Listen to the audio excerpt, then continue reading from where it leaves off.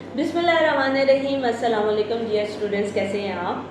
आज हम देखते हैं कि डेमोक्रेटिक सेंट्रलिज्म किसको कहते हैं। ये बेसिकली लेनिनिस्ट कॉन्सेप्ट है जो कि उन्होंने पार्टी ऑर्गेनाइजेशन के हवाले से दिया था।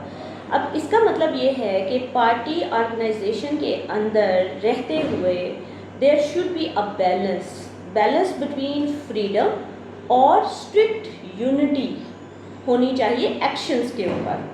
मीन्स टू से कि आप अगर यहाँ पे पार्टी के अंदर रहते हुए अगर आपने अपने पार्टी लीडर के सामने किसी हद तक इख्तलाफ किया भी है, तो जब उस फैसले के एक्शन का वक्त आएगा तो तब आपने किसी किस्म की यूनिटी से बाहर नहीं जाना। जो सबका फैसला होगा वो आपने बाहर भी प्रेजेंट यही करना है। इसको कहते हैं डेमोक्रेटिक सेंट्रलिज्म।